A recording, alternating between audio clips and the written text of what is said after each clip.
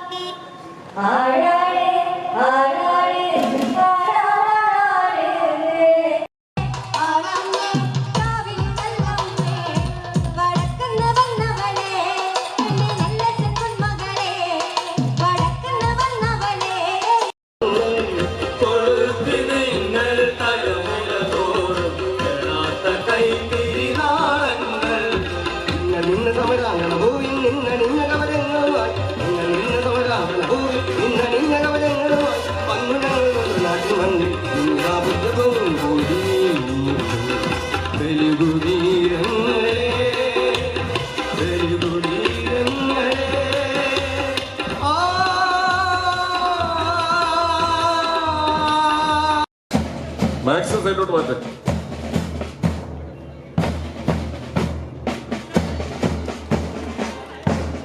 വരണം, കസേര പൂർണ്ണമായി സൈഡിലേക്ക് വരണം, പൂർണ്ണമായിട്ട്.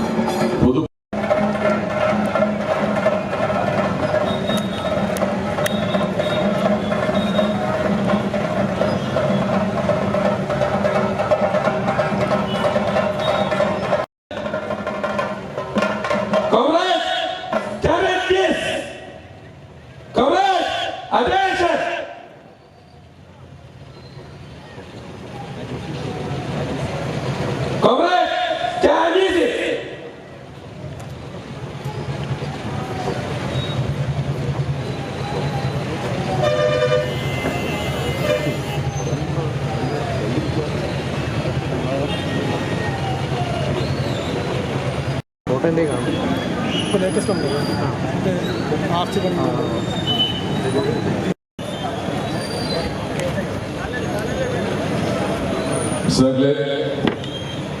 നമ്മുടെ ചുവപ്പ് സേന മാർച്ചിന്റെ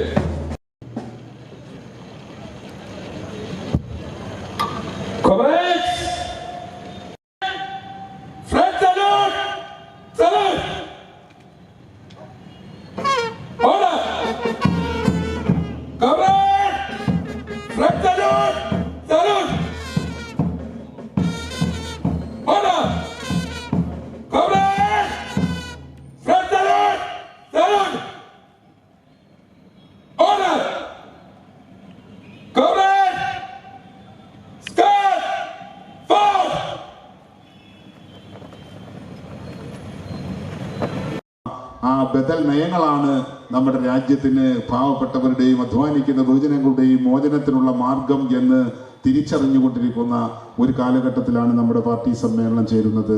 അതുകൊണ്ട് തന്നെ ഈ സമ്മേളനങ്ങൾക്ക് വളരെ പ്രാധാന്യമാണുള്ളത്.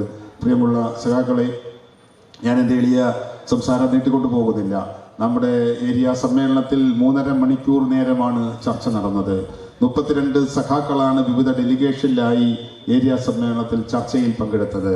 അവരാകെ ഉന്നയിച്ചിട്ടുള്ള വിഷയങ്ങൾ ഈ നാട്ടിലെ പാവപ്പെട്ടവരുടെയും അധ്വാനിക്കുന്നവരുടെയും ബഹുജനങ്ങളുടെയും ബുദ്ധിമുട്ടുകളും പരിഹാരം കാണുന്നതിനാവശ്യമായിട്ടുള്ള ശരിയും ശാസ്ത്രീയവുമായ ക്രിയാത്മകമായ നിർദ്ദേശങ്ങളാണ് ആ സമ്മേളനത്തിലൂടെ ഉയർന്നു വന്നിട്ടുള്ളത്. നാം നേടിയെടുത്ത നേട്ടങ്ങളെ നിലനിർത്തുവാൻ, അതുപോലെ തന്നെ നമ്മളുടെ കുറവുകളെ തുറന്നു പറഞ്ഞുകൊണ്ട് പരിഹരിക്കുവാൻ കൂടുതൽ ശുദ്ധമായ, കൂടുതൽ ശക്തമായ ഒരു പാർട്ടി കെട്ടിപ്പടുക്കുന്നതിന് ഉതകുന്ന നിലയിലുള്ള ചർച്ചയാണ് 3.5 മണിക്കൂർ നേരക്കാലമായി നമ്മുടെ സമ്മേളനത്തിൽ നടന്നത്. നമ്മുടെ സമ്മേളനത്തിൽ പുതുതായി 4 ഏരിയ കമ്മിറ്റി അംഗങ്ങളെ ഈ കഴിഞ്ഞ ദിവസം ചേർന്ന ഏരിയ സമ്മേളനത്തിൻ്റെ സമാപനത്തോടുകൂടി ഉൾപ്പെടുത്തുകയുണ്ടായി. അങ്ങനെ തികച്ചും ജനാധിപത്യപരമായി നമ്മുടെ കുണ്ട്രം നിയോജക മണ്ഡലത്തിൽ നമുക്കറിയാം, 1ാം പിണറായി ഗവൺമെന്റിന്റെ കാലഘട്ടത്തിൽ സഖാവ് മേഴ്സിക്കുട്ടിയമ്മ മന്ത്രിയായി MLA-യുമായിരിക്കുന്ന സന്ദർഭത്തിൽ 1300 കോടി രൂപയിലേറെയുള്ള വികസന പ്രവർത്തനങ്ങളാണ് ഈ മണ്ഡലത്തിൽ നടത്തിയത്. എന്നാൽ ആ വികസന പ്രവർത്തനങ്ങളുടെ തുടർച്ച, ആ കാര്യങ്ങളിൽ യാതൊരു ശ്രദ്ധയും ചെലുത്താത്ത MLA-യുടെ പ്രവർത്തനത്തെക്കുറിച്ച് നമ്മുടെ സമ്മേളനത്തിൽ സജീവമായ ചർച്ച ഉയർന്നു വന്നു. നമുക്കറിയാം, ഞാങ്കടവ് പദ്ധതി അടക്കമുള്ള, കുണ്ട്രയിലെ മേൽപ്പാലങ്ങളടക്കമുള്ള നിരവധിയായിട്ടുള്ള പദ്ധതികൾ ഒന്ന് ശ്രദ്ധിക്കുവാൻ, അതൊന്ന് നടപ്പിലാക്കുവാൻ, അതിനുവേണ്ടി ഒന്ന് ഇടപെടുവാൻ, അതിനുവേണ്ടി മീറ്റിങ്ങുകൾ സംഘടിപ്പിക്കുവാൻ യാതൊരു നിലയിലുള്ള പ്രവർത്തനങ്ങളും ഏറ്റെടുക്കാതെയാണ് കുണ്ട്ര MLA-യുടെ പ്രവർത്തനം എന്ന് നാം മനസ്സിലാക്കുകയാണ്. അദ്ദേഹം നിയമസഭയിൽ ആദ്യമായി സബ്മിഷൻ ഉന്നയിച്ചത് കുണ്ട്രയിലെ മേൽപ്പാലത്തെ സംബന്ധിച്ചായിരുന്നു. അപ്പോൾ സഭയിൽ വാലുവൽ സഖാവും അതുപോലെ തന്നെ റിയാസ് സഖാവും എല്ലാം ഉണ്ട്. അവർ പറഞ്ഞു, അതിൻ്റെ ടെൻഡർ നടപടികൾ വരെ ആയിരിക്കുകയാണ്. ഇനി MLA മുൻകൈയെടുത്ത് എത്രയും പെട്ടെന്ന് വ്യാപാരികളെയും വ്യവസായികളെയും ഭൂവുടമകളെയും എല്ലാം വിളിച്ചുകൂട്ടി തുടർ പ്രവർത്തനങ്ങൾ ഏറ്റെടുത്ത് എത്രയും പെട്ടെന്ന് അത് സാക്ഷാത്കരിക്കുവാൻ വേണ്ട പ്രവർത്തനം നടത്തണം എന്ന നിർദ്ദേശമാണ് ആദ്യ നിയമസഭയിൽ അദ്ദേഹത്തിന് ലഭിച്ചത്. എന്നാൽ നമ്മുടെ തൊട്ടടുത്ത ഇരവിപുര നിയോജക മണ്ഡലത്തിൽ അത്തരം പ്രവർത്തനങ്ങൾ സഖാവ് നൗഷാദ് MLA-യുടെ നേതൃത്വത്തിൽ ആവേശത്തോടുകൂടി നടക്കുമ്പോൾ, കൊല്ലം മണ്ഡലത്തിൽ ആ തുടർ പ്രവർത്തനങ്ങൾ കാര്യമായി ഏറ്റെടുക്കുമ്പോൾ, ആ ജനപ്രതിനിധികൾ അതിന്റെ പിന്നിൽ നടത്തുന്ന അർപ്പണബോധത്തോടും ഇച്ഛാശക്തിയോടും കൂടി നടത്തുന്ന പ്രവർത്തനങ്ങളാണ് ആ മുന്നേറ്റത്തിന് നാന്ദിയായിട്ടുള്ളതെന്ന് നാം തിരിച്ചറിയുകയാണ്. ആ നിലയിൽ ഈ മണ്ഡലത്തിന്റെ വികസന പ്രവർത്തനങ്ങളെ ആകെ മുരടിപ്പിക്കുന്ന, തികച്ചും നിരുത്തരവാദിത്വപരമായ സമീപനം കാണിക്കുന്ന MP-യുടെയും MLA-യുടെയും എല്ലാം ചെയ്തികൾക്കെതിരായി ശക്തമായ പോരാട്ടത്തിലേക്ക് പോകണമെന്നാണ് സമ്മേളനം തീരുമാനിച്ചിട്ടുള്ളത്. ആ നിലയിൽ നിരവധിയായിട്ടുള്ള ഈ നാടിന്റെ മുന്നേറ്റത്തിന് വേണ്ടിയുള്ള, പാവപ്പെട്ടവരുടെയും അധ്വാനിക്കുന്നവരെയും ബഹുജനങ്ങളുടെയും ജനങ്ങളുടെയും ആശ്വാസത്തിന് വേണ്ടിയുള്ള പോരാട്ടത്തിൽ ഈ ഗവൺമെന്റിനെ സാമ്പത്തികമായി അങ്ങേയറ്റം നമുക്ക് അർഹതപ്പെട്ട വീതം പോലും തരാതെ ഈ ഗവൺമെന്റിനെ ഇല്ലായ്മ ചെയ്യാൻ പരിശ്രമിക്കുന്ന BJP ഗവൺമെന്റിനെതിരായി അതിശക്തമായ പോരാട്ടം ഏറ്റെടുക്കുവാനുള്ള അടക്കമുള്ള തീരുമാനമെടുത്തുകൊണ്ടാണ് സഖാക്കളെ ഇന്നലെ നമ്മുടെ സമ്മേളനം അവസാനിച്ചത്. അതിനെക്കുറിച്ചെല്ലാം തന്നെ നമ്മുടെ അധ്യക്ഷനും ഉദ്ഘാടകനും നഴ്സാവ് അടക്കമുള്ള വാർഡുത്സവ അടക്കമുള്ള നേതാക്കന്മാർ ഇവിടെ വിശദീകരിക്കും എന്നുള്ളത് കൊണ്ട് ഞാനതിൻ്റെ വിശദാംശങ്ങളിലേക്ക് പോകുന്നില്ല. ഞാൻ എൻ്റെ കടമയിലേക്ക് കടക്കുകയാണ്. ഈ യോഗത്തിൻ്റെ അധ്യക്ഷനായിരിക്കുന്നത് നമ്മുടെ ഏരിയ സെക്രട്ടറിയാണ്. കഴിഞ്ഞ 10 വർഷക്കാലമായി നല്ല ദിശാബോധത്തോടുകൂടി, തീർച്ചമൂർച്ചയോടുകൂടി അച്ചടക്കമുള്ള ഒരു പാർട്ടി കെട്ടിപ്പടുക്കുന്നതിന് വേണ്ടി നമ്മെ നയിച്ച നമ്മുടെ പ്രിയപ്പെട്ട സഖാവ് സജി സഖാവ്, പാർട്ടി DC അംഗം സജി സഖാവിനെ ഞാൻ ആദരപൂർവ്വം സ്വാഗതം ആശംസിക്കുകയാണ്.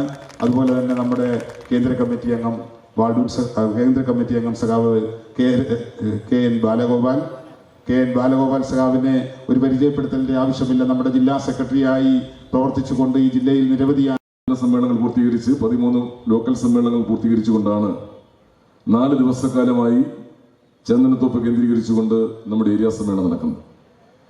തീർച്ചയായും ഇവിടേക്ക് ഇന്ന് റെഡ് വോളണ്ടിയർമാർ ഏരിയ കേന്ദ്രീകരിച്ചുകൊണ്ട് തീരുമാനിച്ചതിനോടൊപ്പം തന്നെ കൊറ്റങ്കര പഞ്ചായത്തും അത്യാവശ്യം സഹായിക്കാൻ പൊതുപ്രകടനത്തിന് പെരുന്നാടും മാത്രം മതി എന്നാണ് തീരുമാനിച്ചത്. ഏരിയയിലാകെയുള്ള 13 ലോക്കൽ കമ്മിറ്റികൾ കേന്ദ്രീകരിച്ചുകൊണ്ട് ബഹുജനങ്ങൾ ആകെ അണിനിരുന്നാൽ അത് ഈ നാട്ടിലെ ആളുകളുടെ സഞ്ചാരത്തിനടക്കം സുഗമമായ പോകാൻ കഴിയാതെ തടസ്സമുണ്ടാകുമെന്ന് തിരിച്ചറിഞ്ഞുകൊണ്ടാണ് അങ്ങനെ ഒരു വലിയ ബഹുജൻ റാലി പ്ലാൻ ചെയ്യാതിരുന്നത്. എന്നിട്ടും വലിയ തോതിൽ ബഹുജൻ റാലിയിലടക്കം പങ്കെടുത്തുകൊണ്ടാണ് അതിനവർക്ക് ആകെ ആയുധമായി കിട്ടുന്നത് നമ്മളെ സാമ്പത്തികമായി ബുദ്ധിമുട്ടിക്കുക എന്നതാണ് അവർ ആകെ ആയുധമായി കാണുന്നത്. മറ്റൊന്നും പറഞ്ഞ് മറ്റൊരു തരത്തിലും നമ്മളെ ബുദ്ധിമുട്ടിക്കാൻ കഴിയില്ല. കാര്യം കേരളം 957 കമ്മ്യൂണിസ്റ്റ് ഗവൺമെന്റുകൾ രാജ്യത്തിനും ലോകത്തിനും മാതൃകയാകുന്ന നിരവധി പദ്ധതികളുമായി മുന്നേറുകയാണ്. ആ ഘട്ടത്തിലാണ് 2ാം പിണറായി ഗവൺമെന്റ് വരുമ്പോൾ ഒരുപക്ഷെ 1ാം പിണറായി ഗവൺമെന്റിനേക്കാൾ കൂടുതൽ BJPയുടെ ഗവൺമെന്റ് കേരളത്തിന്റെ ചരിത്രം തിരുത്തി കുറിച്ചുകൊണ്ട് ഒരു ഇടതുപക്ഷ ഗവൺമെന്റ് തുടർച്ചയുണ്ടായപ്പോൾ ഇനി അങ്ങനെ അങ്ങ് സുഗമമായി പോകേണ്ടതില്ല എന്ന് കണ്ടുകൊണ്ട് ആ ഗവൺമെന്റിനെ സാമ്പത്തികമായി വരിഞ്ഞു മുറുക്കാനുള്ള എല്ലാ മാർഗങ്ങളും സ്വീകരിക്കുകയാണ്. ബാലാവസാനം ഇരുത്തിക്കൊണ്ട് ഞാനത് പറയുന്നത് ശരിയല്ല എങ്കിലും ആ പ്രതിസന്ധിയുടെ നാളുകളിലും കേരളത്തിന്റെ കണക്ക് പുസ്തകം വളരെ കൃത്യമായി നമ്മളെല്ലാം വീടുകളിൽ ഉറങ്ങുമ്പോൾ ഉറക്കമിളച്ചിരുന്നു കൊണ്ട് വളരെ കൃത്യതയോടുകൂടി ഒരുപക്ഷെ സമ്പത്താണ് എല്ലാത്തിന്റെയും പ്രധാനമായ കാര്യം. അതുകൊണ്ട് അതിന് എന്തെങ്കിലും കുറവുകളുണ്ടായാൽ എല്ലാ വിമർശന ശരങ്ങളും സാമ്പത്തിക മേഖലയിലേക്കാണ് തിരിയാറുള്ളത്. എങ്കിൽ പോലും അതിന്റെ വസ്തുതകളെല്ലാം ബോധ്യപ്പെട്ടുകൊണ്ട് തന്നെ രാജ്യഭരണകൂടത്തിന്റെ നെറിയടികൾക്കെതിരായി വലിയ പ്രതിഷേധം രാജ്യതലസ്ഥാനത്ത് നടത്താൻ കഴിയത്തക്ക നിലയിൽ MLA-മാരെയും MP-മാരെയും അതുപോലെ തന്നെ മന്ത്രിമാരടക്കം പോയി സമരം ചെയ്യുന്നതിനോടൊപ്പം തന്നെ എന്നിട്ടും കണ്ണു തുറക്കാത്ത അന്ധന്മാരായിട്ടുള്ള ഭരണാധികാരികളുടെ കണ്ണ് തുറക്കാൻ കഴിയാത്ത സാഹചര്യം ഉണ്ടായപ്പോൾ രാജ്യത്ത് ഉന്നത നീതിപീഠമായ സുപ്രീം കോടതിയുടെ മുന്നിലേക്ക് അടക്കം പോയി കേണപേക്ഷിച്ചുകൊണ്ട് ഫെഡറൽ സംവിധാനത്തിന്റെ സത്തയെ ഉയർത്തിപ്പിടിച്ചുകൊണ്ട് ഭരണഘടനാപരമായി കേരളത്തിന് കിട്ടേണ്ട അവകാശങ്ങളെ നേടിയെടുക്കാൻ കഴിയത്തക്ക നിലയിൽ ആ കോടതി ഉത്തരവ് വാങ്ങിച്ചുകൊണ്ടാണ് പ്രിയമുള്ളവരെ പാവങ്ങളുടെ പെൻഷൻ പോലും കൊടുക്കാനുള്ള അവസരം ഉണ്ടാക്കിയെടുത്ത സാഹചര്യം നമ്മുടെ മുന്നിലുള്ളപ്പോൾ ആ പ്രതിസന്ധികളുടെ നടുവിലും ഏറെ അഭിമാനത്തോട് പറയാൻ ആഗ്രഹിക്കുന്നു. ഞാനോ നിങ്ങളോ ഒക്കെ ഒരുപക്ഷെ കുഞ്ഞുങ്ങളുണ്ടാകാം, ഒരു 10-50 വർഷം കഴിഞ്ഞ് ജീവിച്ചിരിക്കണമെന്നില്ല. വിഴിഞ്ഞം പദ്ധതി യാഥാർത്ഥ്യമായി അതിന്റെ പൂർണ്ണതയിലെത്തുമ്പോൾ ഒരുപക്ഷെ ലോകത്തിന് തന്നെ മാതൃകയാക്കാൻ കഴിയുന്ന ഗൾഫ് രാജ്യങ്ങളാണെങ്കിൽ ഈ കൊച്ചു കേരളത്തെയും ലോകോത്തരമാക്കാൻ കഴിയത്തക്ക നിലയിലുള്ള വളരെ ഫലപ്രദമായ പ്രവർത്തനങ്ങളുമായി മുന്നോട്ട് പോകുമ്പോൾ അതിന് ഈ കൊച്ചു കുണ്ടറയ്ക്കും ഇടം വരാൻ കഴിയത്തക്ക നിലയിൽ സഖാവ് KN ബാലഗോപാലിന്റെ പ്രഖ്യാപനം കഴിഞ്ഞ ദിവസം വന്നത് ഏറെ ആവേശത്തോടുകൂടിയിട്ടാണ് പ്രിയമുള്ള സഖാക്കളെ നാം കണ്ടത്. 1000 കോടി രൂപയാണ് വിഴിഞ്ഞം ഇടനാഴി പ്രഖ്യാപിച്ചുകൊണ്ട് കൊല്ലം കുണ്ടറ വഴി പുനലൂരിലേക്ക് ചേർക്കുമ്പോൾ 1000 കോടി രൂപയുടെ പദ്ധതി പ്രഖ്യാപിച്ചുകൊണ്ട് അനധിവിദൂരമല്ലാത്ത ഭാവിയിൽ അഭ്യസ്തവിദ്യരായിട്ടുള്ള ചെറുപ്പക്കാരന്, തൊഴിൽരഹിതരായ ചെറുപ്പക്കാരന് തൊഴിൽ ലഭ്യമാക്കാൻ കഴിയുന്ന പുതിയ പദ്ധതികളുമായി നമ്മുടെ സ്വപ്നങ്ങൾ പൂവണിയാൻ കഴിയുന്ന നിലയിൽ സ്വപ്നങ്ങൾക്ക് ചിറക് വെച്ച് മുറച്ച് അത് വാനോളം പറന്നു വീഴാൻ കഴിയത്തക്ക പുതിയ സാധ്യതകൾ കണ്ടെത്താൻ കഴിയുന്ന പുതിയ മേഖലകളിലേക്കും വികസനത്തിന്റെ പന്ഥാവ് വിട്ടു തുറക്കാൻ കഴിയുന്ന മാർഗം സ്വീകരിച്ചുകൊണ്ടാണ് സഖാവ് KN ബാലഗോപാല് ഈ സമ്മേളനം ഉദ്ഘാടനം ചെയ്യാൻ വേണ്ടി ഇവിടെ എത്തിച്ചേർന്നത്. ഏറെ ആവേശത്തോടും ബഹുമാനത്തോടും കൂടി സഖാവ് KN ബാലഗോപാലിനെ ഈ സമ്മേളനം ഉദ്ഘാടനം ചെയ്യാൻ വേണ്ടി ഞാൻ ക്ഷണിക്കുകയാണ്.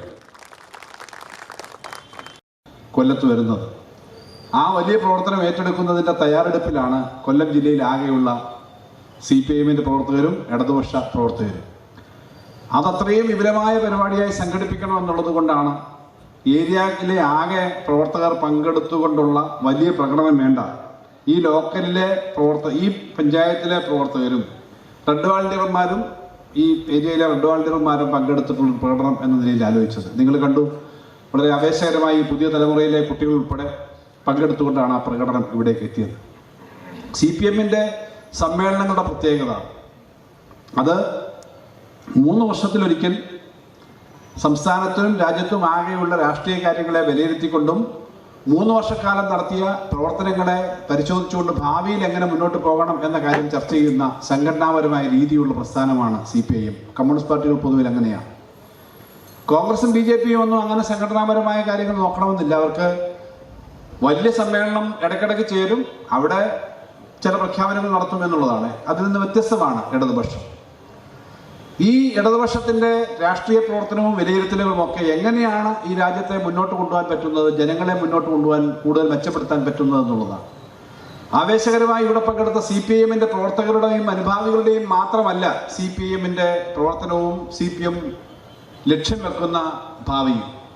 ഈ നാട്ടിലെ ജനങ്ങൾക്ക് എങ്ങനെ കൂടുതൽ മെച്ചമായി ജീവിക്കാം, അതിന് പറ്റുന്ന എന്തെല്ലാം കാര്യങ്ങൾ ജനങ്ങളെ ആകെ സഹകരിപ്പിച്ചുകൊണ്ട് ചെയ്യാം എന്ന കാര്യമാണ് CPIM പ്രവർത്തകർ, പൊതുവിൽ ഇടതുപക്ഷ പ്രവർത്തകർ മുന്നോട്ട് വെക്കുന്നത്. ഇന്ന് ഈ സമ്മേളനം ചേരുന്ന ഘട്ടത്തിൽ, പൊതുസമ്മേളനം ചേരുന്ന ഘട്ടത്തിൽ കേരളത്തിൽ വളരെ പ്രധാനപ്പെട്ട ഒരു തെരഞ്ഞെടുപ്പ് നടന്നിരിക്കുകയാണ്. കേരളത്തിൽ മാത്രമല്ല, ഇന്ത്യയിലെ വിവിധ സ്ഥലങ്ങളിലെ തെരഞ്ഞെടുപ്പ് നടന്നു. 2 സംസ്ഥാനങ്ങളുടെ നിയമസഭയിലേക്കുള്ള തെരഞ്ഞെടുപ്പ് നടന്നു.